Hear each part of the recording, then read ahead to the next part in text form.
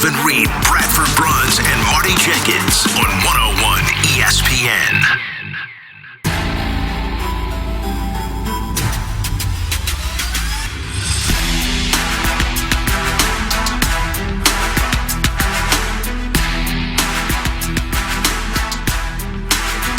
Mayor's Cup has returned to Columbia, Missouri, thanks in large part to what is increasingly becoming a tried and true formula for those Tigers. Good early Sunday morning, everybody out there in the STL and everywhere else. My name is Bradford Bruns, back with you. That's right, from our studio space in Creve Coeur on 101 ESPN, that YouTube channel, as well as 101ESPN.com for the brand new episode of the College Football Connection instant analysis-ish presentation for you in this instance. And that's because, well, guys, we couldn't bear the thought of not coming back right after the fact at Faurot Field to our studio space and doing a little bit of a recap for you. It was a pretty exhilarating start to the 2025 SEC schedule for the Missouri Tigers. 29-20 was your final over visiting South Carolina, so the Gamecocks unable to take back-to-back games in this series. Hey, we remember last November, the inglorious conclusion to that contest. Otherwise, what was an unbelievable affair. Luther Burden III in the waning minutes, literally, with that touchdown reception. We thought, hey, that play probably was going down in the annals of MU football program history. It was not to be, though, primarily due to the heroics of Lenore Sellers. Gamecocks, they went on to win. They went on to a really nice finish in 2024. The Tigers, to their credit, yeah, they wind up in the Music City Bowl, but because of the events that evening at Williams-Brice Stadium, primarily, that's why you missed out on the CFP, the real, legitimate CFP aspirations in 24. Let's focus on last night, though, as the Tigers moving to 4-0 on the season. South Carolina, meanwhile, 2-2 now, even at 500 with a gauntlet of a schedule to come. But Shane Beamer and company, those guys can wait in the here and now, because this one, it starts and finishes when you're talking about chronicling heroics in this setting about number 29. Look, last weekend, admittedly, against Louisiana, Ahmad Hardy put himself on the map nationally. If you did not know, you were well aware of just what this man was capable of after tallying 250 yards on the ground, pinballing off defenders left and right, and then showcasing that exceptional breakaway speed to boot. Last night, though, presented a different challenge insofar as now, hey, you are going up head-to-head against some of the behemoths of the SEC. These are the big boys now, and say what you will about the offensive struggles, and they have been substantial from SC so far this season. But that run defense, absolutely nothing at which to sneeze. And yet from the very beginning, the opening possession, even though Missouri and South Carolina went through that first quarter scoreless, you knew that Hardy was on his game yet again. The brute force, the physicality, and the acceleration to boot in all almost gets to 140 yards last night against the Gamecocks. Now 6 consecutive tilts dating back to last season when he was playing, yes, I know, hard to believe, it seems like such a distant memory, but at ULM. In the Sun Belt Conference, 6 straight games in which Hardy has compiled 100 yards or more on the ground. And even though everybody's going to remember from Saturday night, the signature run, the 5-yard touchdown run, in which basically he was pinball back and forth, somehow staying upright to a degree, and then getting into the end zone to put Missouri on top in that moment, Hardy was exceptional. Jamal Roberts down the stretch got the lion's share of the carries again in the fourth quarter. That was very interesting to me. Bo Prabula himself, 72 yards on the ground. So it was a gouging for all intents and purposes as it related to Missouri's ground attack. But give ample credit where it is due, and that starts up front. That starts with the road graders and an offensive line that was compromised to an extent, even though it didn't appear that way if you watched all 4 quarters last night at Memorial Stadium. That's because Caden Green, lauded before the season, preseason All-American at left guard, bumped out to left tackle to begin the campaign. Well, Wednesday gets through practice, then some sort of a mysterious ailment occurs, actually goes through the walkthrough as well on Thursday, and yet Friday demanded further imaging, further tests, as the head coach Eli Drinkwitz revealed following last night's 29-20 win in the defensive meeting room press conference style. Now he had to undergo a minor medical procedure slated to miss maybe between 3 and 5 weeks. So what happens? Javen Richardson, the former JUCO product, the guy who was penciled in, guys, he was supposed to be in place at left tackle to begin the season until Drinkwitz and company determined, you know what? Bumping Green out wide to left tackle gives us the best set of 5 at that point in time. Credit to Richardson, because whether you were talking about running left, right, or right up the gut for that matter, Dylan Stewart, he was totally neutralized. Such a great pass rusher extraordinaire for South Carolina. And Bo Prabula, for the most part, kept upright as well.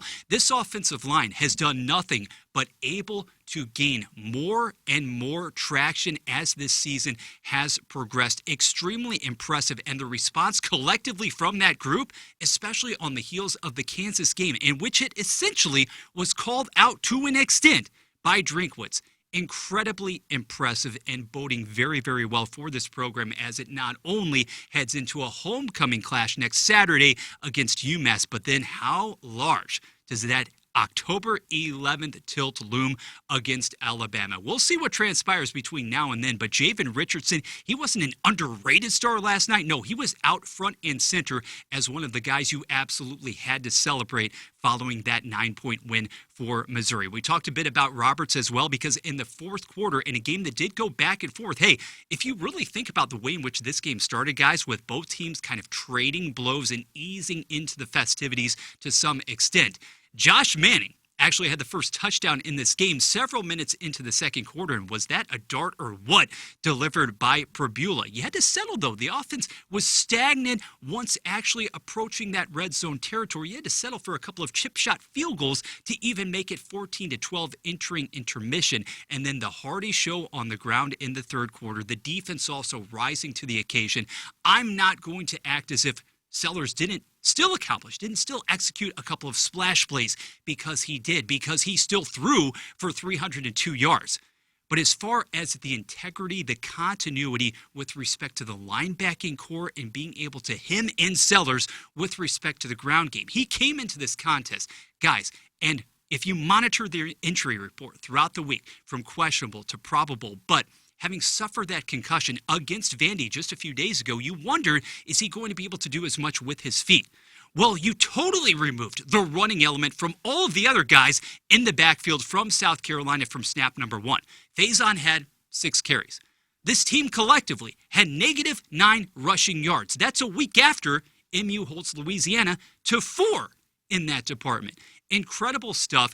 Josiah Trotter is going to get a lot of the ink, having registered the team-leading total of 11 tackles. But Nick Rodriguez, not far behind. And now it almost seems as if he has all but supplanted Tristan Newsom at the weak side linebacker position. Had a pass defense, deflection as well last night. Could have come up with an interception. Spoke with us after the game. Tons of maturity and also just a steely resolve from this young man. As right now you have working in equal measure, guys, the veterans on Corey Batoon's defensive unit and some of the youngsters really doing their respective things. And of course, we would be remiss if we didn't mention Zion Young. Yeah, that was a wrecking ball style performance last night.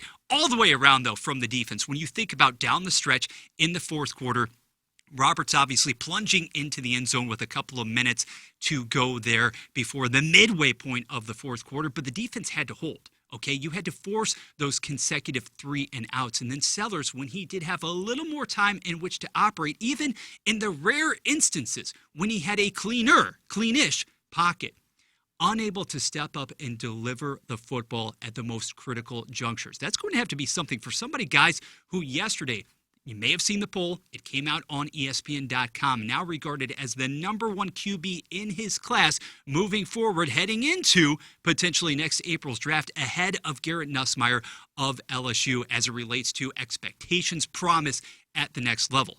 The footwork, the precision, the ability to step up in the pocket and refine the technique, the footwork particularly, that was an issue last night. But Missouri's secondary did clean it up as well when it was absolutely necessary. Hey, Drinkwitz was not happy with that aspect of the performance. Definitely the secondary has areas on which to work, to improve, but At the same time, you're not going to complain too much when you open the SEC with that style of victory, and once again doing so on the ground, coming close to 290 yards and also maintaining the football, ladies and gentlemen, for over 35 yards once again. 7 of 13, third down conversion rate 2. You will take all of that and then some going into next Saturday against UMass. Hey, around the college football circuit as well, as we have talked about week number 4, Alvin and yours truly during our preview a couple of days ago, some marquee matchups on the docket that didn't exactly live up to the billing, to expectations. I don't know what in the heck happened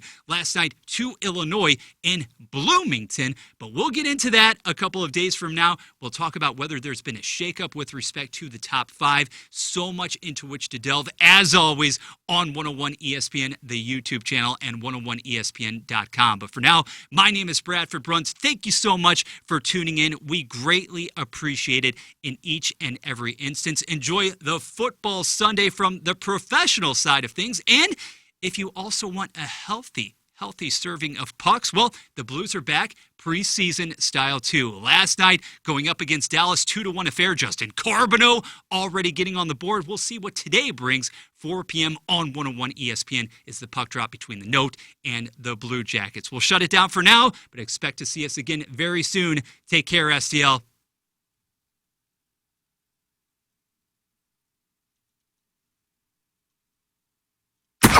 Thanks for listening to the College Football Connection podcast on 101 ESPN.